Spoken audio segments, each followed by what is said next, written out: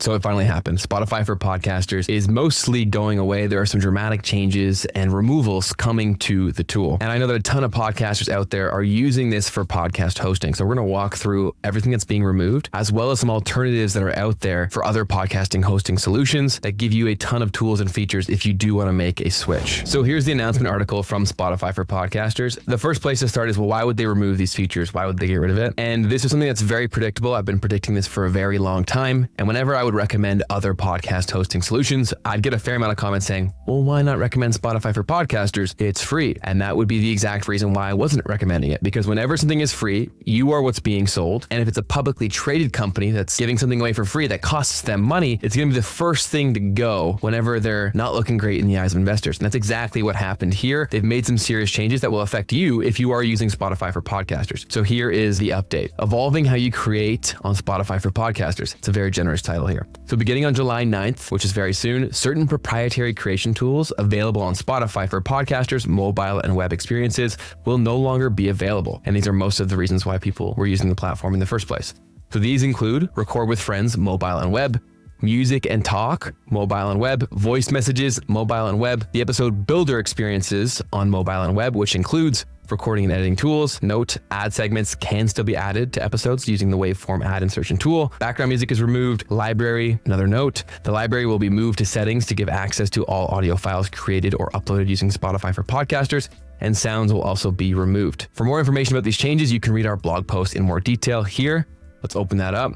So this is really all just to announce a collaboration with Riverside. And so what they're doing is they're integrating Riverside tools into Spotify for Podcasters. But if you want to take advantage of Riverside, you have to pay for it. So this is a very clever way of making it look like it is pro for the user, when really it is pro for Spotify, because I guarantee you they're making money through this collaboration. And hey, if that makes sense for you and you want to use Riverside and Spotify for Podcasters, a great solution potentially. But this is really what it's all about. It's about Spotify making more money. And here is they're going on to announce it further. Here's a blurb from them. With our new integration, which launches today, you can record and edit your audio and video podcasts with Riverside right inside the Spotify for Podcasters web product. You can bring in guests for remote interviews, make precise transcript-based edits to the recording, and use their comprehensive suite of AI tools to further clean up and enhance your content before publishing seamlessly through Spotify for Podcasters. So basically, it's just Riverside wrapped in a Spotify package. And so this is a way that where they can take all of these users that they were giving access to for free and turn this into a cash generation tool for them, which is something that I predicted for a very long time. And it has finally happened here. And back to the primary article, because there's some concerning information here. So let's finish it off. You can continue to upload audio and video podcasts to Spotify for Podcasters for distribution, management, and monetization. All of your existing published episodes will remain published and unchanged. If you need tools to continue creating your podcast episodes, check out our new integration with Riverside, which offers more tools to record and edit audio and video podcasts. And this is the concerning stuff. So downloading your existing recordings. We recommend downloading any episode segments you'd like for your own safekeeping, as well as any recurring content like intros or outros from your library. To get to your library on web, click new episode. Basically, they're saying back up your files, because when all this is changing, you could lose some stuff. So if you're happy with all these changes and you're cool with this, then that's fantastic. I'm happy for you if you like this integration. But I know that a lot of people were using Spotify for Podcasters simply because it was free and because they liked the tools that were built into it. And now those things have both changed completely. It is no longer really free if you're using the tools that are now gone, that are now Riverside, and the tools that were once in the product have now since been removed. So if you're happy, fantastic, I'm happy for you. If you were looking for other options, these are our 3 favorite options to go with. The first being Buzzsprout, who just did a rebrand, which looks awesome in my opinion. They are the simplest tool to get started on a podcast or to move your podcast over to.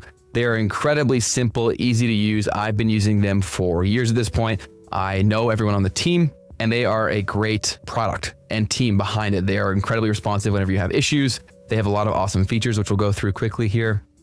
And I would say that it is probably the easiest way to start a podcast.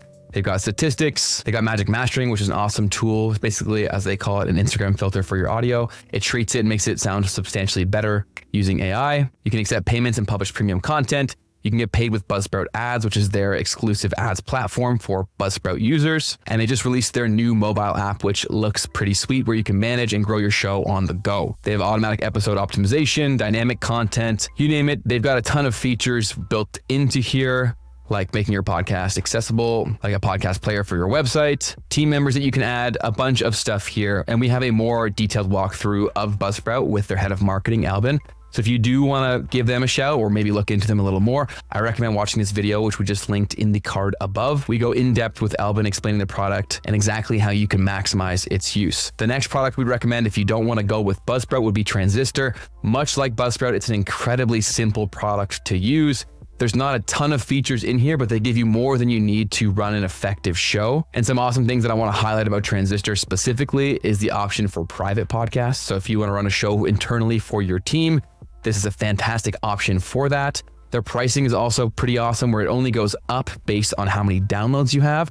And they also have unlimited shows within one plan. So on Buzzsprout, if you have multiple podcasts, you're gonna have to pay per podcast, where that's not the case here on Transistor. You could even run a full podcast network, and you're only gonna have to pay more if the whole network goes over a certain amount of downloads. So for one show, Buzzsprout may be a better option. If you're running multiple shows, I typically recommend Transistor. It's an awesome product, incredibly easy to use, and also a great team behind it. Biggest differentiators here are the private podcasting and the multiple shows for no additional cost. So if you fall into that category, definitely check out Transistor. And if you want more information on this product, we have another detailed walkthrough with one of their co-founders that we've just linked in the card above. We go incredibly deep into the product. After watching that video, you'll know everything that you need to know. It's an awesome product. And the last host I'm gonna mention here is Captivate. And this is really a toolbox. There are so many tools here built into the product to help you market and grow your show. So if that is your primary focus, Captivate may be the fit for you, but there is a ton here just to show you, just to give you a brief glimpse into what's all here. So just to show you how many features they have,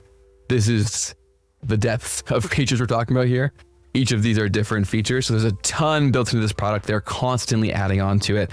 And if you ever have a feature that you want built into it and it makes sense, chances are they're going to build it. And they also charge based on amount of downloads. So much like Transistor, if you do have multiple shows, there's no additional cost unless you go over a certain download threshold. So there's a ton here. The only reason I would ever say to avoid Captivate is if you're not going to take advantage of all these features, it kind of defeats the purpose a little bit because there is so much here. But if you're focused on growth, you're focused on building a community and building your show as large as it can go, it's hard to beat how many tools they have here within Captivate. So if Captivate piques your interest, we also have a walkthrough with their founder, and we've linked that in the card above as well. Those are our favorite podcast hosting options. If you have any questions about any of them, let us know in the comment section below. And links to try out all of them for free are linked below as well. And some of those will even get you exclusive discounts because you clicked our link. And since you are a podcaster, you're in the right place. At Podcast Nut, we give you all of the information and resources to help you grow your show and monetize it more effectively. So make sure to click subscribe and join our free email newsletter, which we've linked in the description box down below. And if you want a bit more information on the 3 hosting alternatives we mentioned in this video, check out this video right here. We walk a little bit deeper into each of those options to help you make sure you make the right choice.